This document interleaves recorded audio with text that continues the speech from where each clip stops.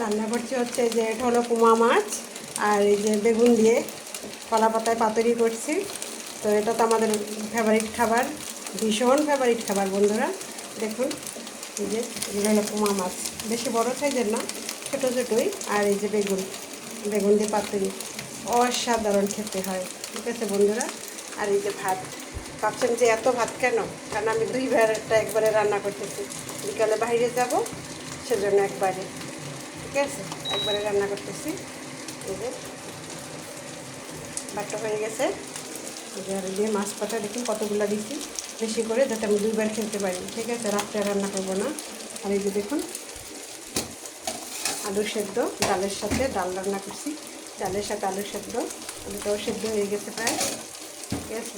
দেখুন মাছ পাতাটা কী সুন্দর লাগতেছে, এটা অনেক লোভনীয় হয় বন্ধুরা, আর খেতে এত ভালো হয় কি বলবো।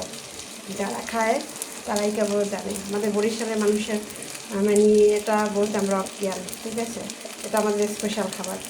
রান্না মাছ যতভাবেই রান্না করুক, এভাবে রান্না করলে আমাদের একদম মন ভরে যায়, ঠিক আছে। তো দেখুন রঙটা একবার জাস্ট দেখুন, রঙটা কি সুন্দর। তারপরে এটা আবার দিয়ে দেবো, তখন কিন্তু আরও সুন্দর লাগবে দেখতে। দেখুন, ঠিক আছে। এই বেগুনগুলো কিন্তু পাহাড়ি বেগুন, দেখুন একটা বেগুনও বিক্রি হয় নাই একদম, দেখছেন বেগুনগুলো কিন্তু নরম। আর এই যে করবো হচ্ছে ডালের বড়া, খেসুরি ডালের বড়া।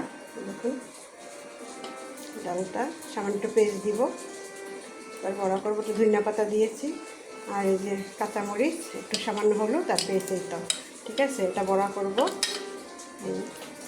দেখুন খাবারগুলো কত লোভনীয় বন্ধুরা, আপনারাও মজা করে রান্না করে খাবেন, ঠিক আছে। দেখুন ভাতটা হয়ে গেছে, চুলাটা বন্ধ করে দিলাম, ঠিক আছে। এই আলু সিদ্ধটা হয়ে গেছে, চুলা বন্ধ করে দিলাম। এখন মাছ পাতাটা আস্তে আস্তে, খুব আস্তে জ্বালিয়ে দিতে হবে, দেখুন একদম স্লো, মানে যত আস্তে আস্তে হবে তত খেতে ভালো লাগবে। আর যদি জালটা বেশি বাড়িয়ে দেওয়া হয় তাহলে কিন্তু এটা পুড়ে যাবে, নিচ থেকে একদম পুরো উঠবে। দেখুন দুইটা পাতা দিছি, কারণ পাতাগুলো একদম নরম, দেখুন নিচে আর একটা পাতা আছে, ঠিক আছে। তো এই পাতা কিন্তু পুড়ে যাবে, পাতা পুড়ে গেলে কিন্তু মাছটা একদম পুড়ে যাবে, তখন কিন্তু খেতে আর ভালো লাগবে না, ঠিক আছে। তখন কিন্তু সত্যি খেতে ভালো লাগবে না, ঠিক আছে। তো যাতে পুড়ে না যায় তাই আস্তে আস্তে জাল দিয়ে এটা রান্না করতে হবে বন্ধুরা। তো এই যে রান্নাবান্না দেখুন কেমন লাগতেছে জানাবেন, ঠিক আছে বন্ধুরা। ভালো লাগলে লাইক কমেন্ট করবেন, সুস্থ থাকবেন, সুন্দর থাকবেন বন্ধুরা। আর আমি আস্তে আস্তে রান্নাটা কমপ্লিট করি।